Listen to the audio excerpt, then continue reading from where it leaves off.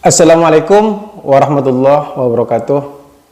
Alhamdulillahirrabbilalamin. Assalatu wassalamu ala asrofil anbiya wal mursalin wa ala alihi wa sahbihi ajma'in, amma ba'du. Sahabat penyiar berdarah dimanapun kalian berada, mudah-mudahan tetap dalam keadaan sehat walafiat tanpa kekurangan apapun, dimanapun tetap semangat, optimis, berpikiran positif. Baiklah teman-teman, lagi-lagi per-YouTubean diguncangkan oleh oknum Habib yang telah melakukan kekerasan seksual terhadap salah satu presenter yang bernama Zeda Salim. Sebenarnya ini teman-teman ya, semuanya ini kasusnya sudah lama, namun berlarut-larut, bergulir, nggak kunjung usai, entah kenapa dan mengapa. Sebagaimana yang telah pernah kita up, bahwasanya Zeda Salim sudah mempublikasikan permasalahan ini di berbagai media. Namun lagi-lagi tidak kunjung usai. Dan beberapa hari ini saya melihat daripada Zeda Salim berangkulan bersama Gus Rofiq. Ini keren-keren nih. Di sini seakan-akan di sini kita lihat Gus Rofiq ikut membantu permasalahan daripada Zeda Salim.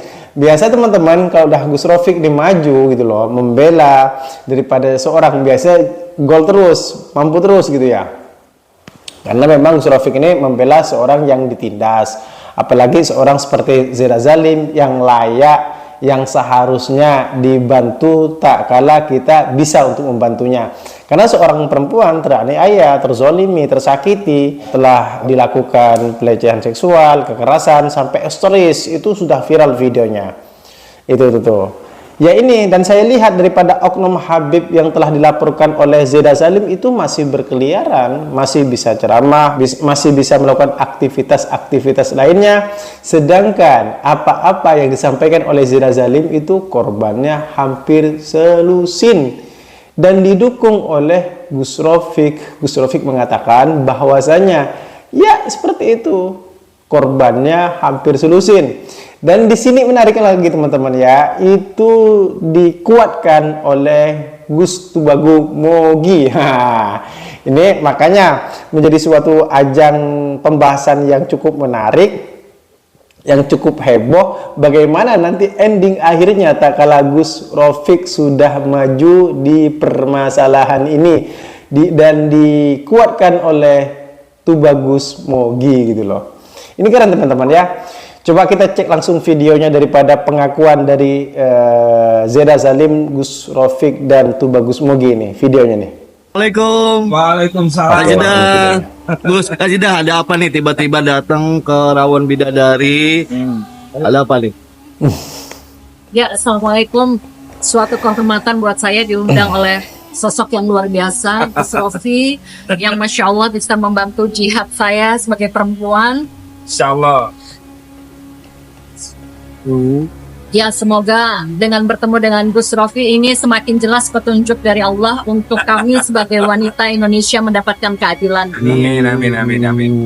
Gus sendiri gimana Gus kedatangan di dasar? Oh iya, ada permasalahan apa itu? semua ini karena takdir Allah ya, karena kehendak Allah. Saya pertama hanya melihat di medsos, di berita tentang bagaimana Mbak Zida nangis-nangis, ini ada apa sih perempuan ini nangis. Dilala saya punya teman lawyer.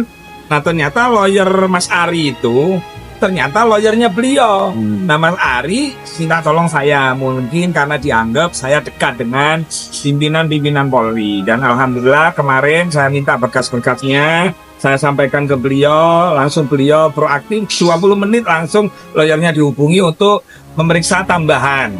Karena ada saksi ahli pidana dan lain-lain itu sangat diperlukan. Ya mohon doanya deh, mudah-mudahan kasusnya Mbak Zeda Salim ini segera selesai. Karena saya tadi wawancara sebentar, korbannya ternyata hampir 2 lusin. Oh, 2 lusin. 2 lusin. Oh, ya. Gus, yang kita ketahui kan ya, Gus ini kan punya sepak terjang, pernah mempenjarakan seorang Habib. Apakah itu alasannya Salim kita panggil? Enggak, bukan. Saya bertemu dengan Gus Rofiq ini adalah bagian dari rencana Allah ya. Amin, Saya amin, diundang insya Allah. beliau, Masya Allah. Amin, insya Saya Allah. berterima kasih kepada Gus Rofiq. Ya ini ada ya itu Bagus Mogi juga ini. Ya melihat ini kasus ini karena kan dia dilakukan oleh seorang diduga seorang Habib gimana ya, sebagai salah satu pendiri kecil apa? Kami sangat amat prihatin karena biasanya masyarakat menganggap suatu kezaliman dari orang Habib itu kalau kita tegur atau koreksi itu akan kualat. Nah, padahal kita sudah meneliti, ternyata para habaib balawi wasallaman bukan turunan Nabi. Sehingga orang-orang yang mendapatkan perlakuan tidak baik, terzalimi, janganlah takut bersuara. Janganlah takut menyuarakan melapor dari kezaliman tersebut. Bahkan bila mana masih meyakini sekalipun, Rasul saja tetap bersabda, andai Fatimah putriku mencuri akan potong tangannya. Artinya keadilan harus ditetapkan tanpa pandang bulu. Meskipun Habib, Said, Syarif, siapapun selama salah, kita harus upaya melolak kemungkaran tersebut. Termasuk kasus Mbak Zeda ini, insya Allah kita akan bantu bersama-sama karena agama menyuruh kita untuk saling tolong menolong dalam kebaikan, bukan dalam kemungkaran dan kesalahan. Artinya siap mendorong. Ya, kita mendukung. Karena ini juga kalau masalah hukum ini sendiri, ini dalam pandangan kami juga masuk kepada secara tidak langsung terhadap kriteria sesat kepada ajaran Habib Balawi Wasallaman yang salah tafsir, menganggap diri mereka alul bait Nabi yang sok suci, merasa alul surga, padahal alul bait Nabi hanya untuk orang rumah Nabi di masa beliau hidup, yaitu Nabi Muhammad, Fatimah, Ali, Hasan, Husain. Itulah yang disucikan dari dosa sebersih-bersihnya, bukan para habaib yang merasa karena mereka turunan Nabi. Saat ini apabila mereka melakukan salah, dosa, maksiat, mabok, atau zina, atau menzalimi wanita-wanita, mereka tetap akan masuk surga mendapatkan ampunan Allah, husnul khotimah. Itu tidak benar, itu sesat, dan itu juga termasuk kriteria melecehkan dan merendahkan Nabi juga. Karena apabila dia sesuai dengan ajaran Nabi, tapi mereka melakukan kemungkaran di masyarakat, sama dengan mereka melakukan kesesatan dan penyesatan di masyarakat, termasuk contohnya kasus Mbak Zeda Salim. Mbak Zeda Salim gimana perasaan sekarang? Apakah ada titik terang nih? Karena udah bertemu dengan para pakar-pakar permasalahan ini soal Habib Habaib.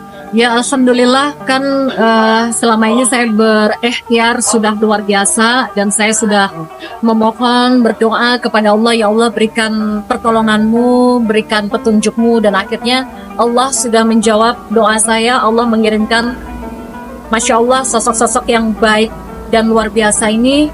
Semoga ini memang jawaban Allah untuk saya mewakili banyak perempuan di luar sana yang menjadi korban untuk mendapat keadilan.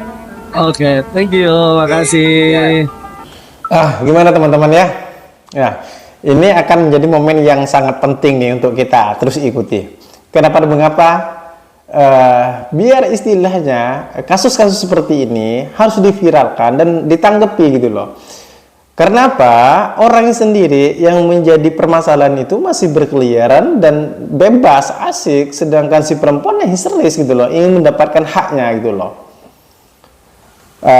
Terlepas dari itu semua, inilah bagi seorang perempuan yang benar-benar mencari pasangannya, itu benar-benar dibidik, dilihat seperti apa, jangan percaya kepada casing doang, lihat dulu ucapannya, tindakannya, pemikirannya, merangkulkah atau memukul, meratukankah atau membiarkan, bagaimana tuh ke depannya. Karena pernikahan ini adalah suatu permasalahan yang sangat penting, itu berhubungan dengan masa depan, tentunya pastinya seperti itu. Dan yang perlu diperhatikan ini lagi teman-teman ya, kok bisa ada seorang oknum Habib yang dengan bangganya berceramah ke sana kemari, sedangkan permasalahan pribadinya seperti itu yang dilakukan dirinya sendiri kepada beberapa perempuan yang diakui oleh Zeda Salim itu ada berapa lusin gitu loh, dan dikuatkan oleh Gus Rofiq, karena Gus Rofiq udah bertemu gitu ya, jadi informasinya mungkin Gus Rofiq sudah tahu, dan dikuatkan oleh Gus Mogi di sana.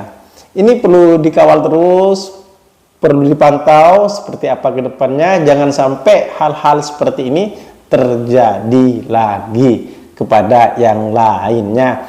Kalau berkeliaran, ini dibiarkan, tidak diurus dan dibiarkan teman-teman, ini siapa lagi nanti korban-korban selanjutnya oleh oknum Habib ini gitu loh.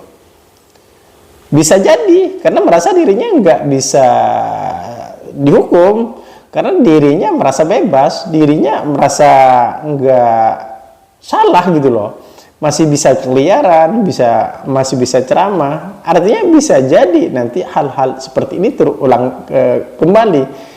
Perempuan mana yang akan tersakiti lagi, perempuan mana yang terzolimi lagi, perempuan mana lagi yang histeris ke publik mengakui dirinya nanti seperti Zeda Salim.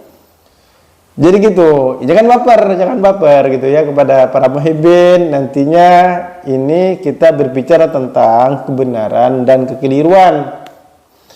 Biar tampak semuanya siapa yang salah, siapa yang benar, bukan sepihak karena kita fanatik buta cinta kepada oknum Habib ini, kita menyanjung-nyanjungnya, kita membela mati-matiannya, kita mendewa-dewakannya, tapi lupa kepada kesalahannya. Kebaikan tetap kita ambil, keilmuan yang pernah kita belajar kepada dia tetap kita ikuti yang benar-benar. Tapi kesalahan tetaplah kesalahan, dosa tetaplah dosa yang harus diproses, yang harus ditindaklanjuti. Jangan semena-mena. Ini negara Indonesia, ini negara hukum, gitu loh. Bukan negara yang istilahnya negara syariat, negara hukum gitu loh. Jadi seperti itu teman-teman. Yang saya terkejut tadinya, nih kok bisa? Ya, seorang oknum Habib ini sampai melakukan kekerasan secara seksual maupun batin gitu loh kepada beberapa wanita yang hampir selusin itu. Ini mau dikatain apa? Ini mau digelari apa gitu? Dan itu baru ter-up ke publik karena Zeda Zalim. Itulah yang memberanikan diri meng-up, menangis, meratap, lalu dikasihani, menginformasikan, mempublikasikannya biar semua orang tahu ini loh pekerjaannya, ini loh perbuatan daripada oknum Habib ini gitu loh. Itu keren dan harus didukung, ditindaklanjuti, diproses, ya tunggu hasilnya seperti apa. Benar-benar harus dibasmi hal-hal seperti ini. Jaga keluarga kita, khususnya wanita, jangan percaya kepada oknum laki-laki yang bermoduskan apapun itu, kecuali menikahi karena dengan ketulusan, kecintaan, kasih sayang, ingin merangkul, tidak merukul, meratukan, tidak menghilangkan. Itu. Terima kasih yang sudah hadir. Mohon maaf apabila ada kata-kata yang kurang terusun, kurang dimengerti, menyakiti. Kami mohon maaf yang sebesar-besarnya. Kami akhiri. Ihdinas siratal mustaqim. Wassalamualaikum warahmatullahi wabarakatuh.